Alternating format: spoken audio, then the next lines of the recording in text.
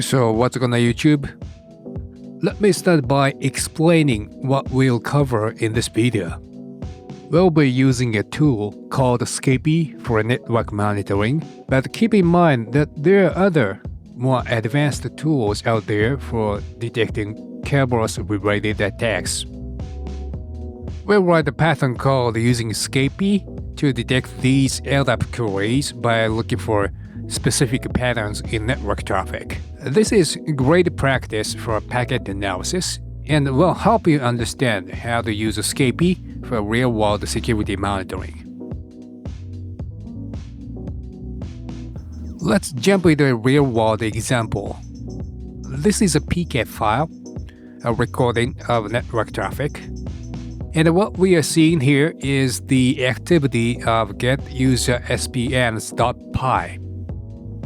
This is a common tool used by both attackers and penetration testers to enumerate or list out those SPNs. Let's talk about how we can spot suspicious activity.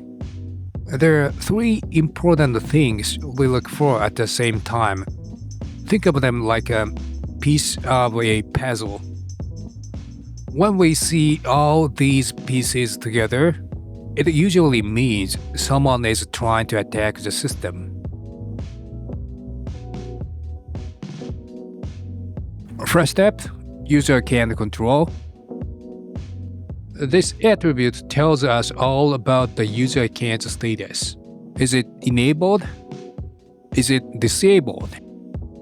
Does the password need to be changed? Attackers check this to see if an account is even worth targeting. They want active, usable accounts. Second, and this is the critical one, servicePrincipalName. This is the unique ID for the service, the SPN. This is what the attacker needs to request that Kerberos ticket, the digital key they'll try to crack. And third, the search scope. Attackers often use what's called the WholeSubtree scope. Imagine searching the entire phone book instead of just one section. That's what WholeSubtree does. It searches the entire LDAP directory, not just a small part. They are casting a wide net to find as many SPNs as possible. So let's put it all together.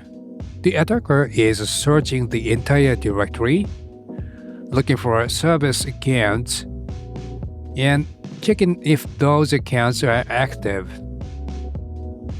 This combination is the fingerprint of Kerberos reconnaissance.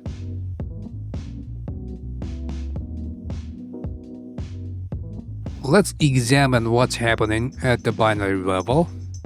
This is where Python and Scapy become powerful tools.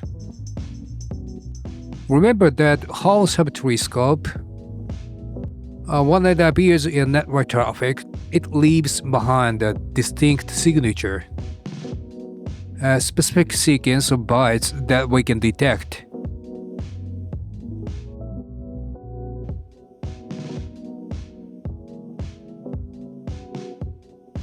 Here it is. Let's break it down. X0A tells us it's an enumeration type. X01 is simply the length of the value, and X02 is the key. That's a specific value that represents the WholeSubtree scope. This sequence is a part of the DEL encoding used in LDAP search request message.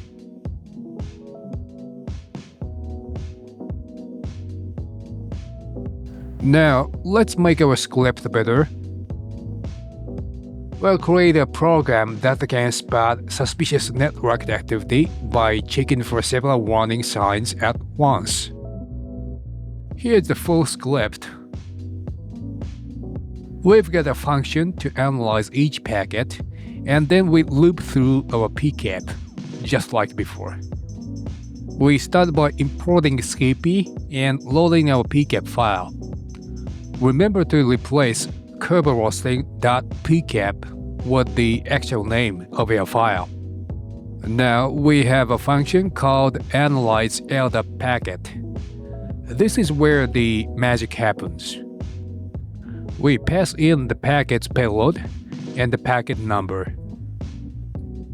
Inside of a function, we initialize a list which will be a container for our findings. First, we check for servicePrincipalName in the payload. If we find it, we add a message to our findings list. Next, we check for that WholeSubtree scope, our magic bytes. Remember, this indicates a broad search across the entire directory. If we find it, we add another alert to the findings, and we also check for userAccountControl. This helps us identify if the attacker is looking at the GAN status information. If we find it, that's another alert.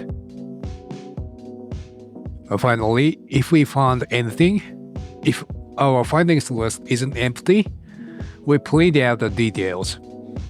The alert, a separator line, the low payload, and another separator. This gives us a nice, clear output for any suspicious packets. Next time, we'll examine the TGS request, where clients request service tickets from the KDC. We'll analyze its structure and learn to spot its network traffic patterns. Thanks for watching.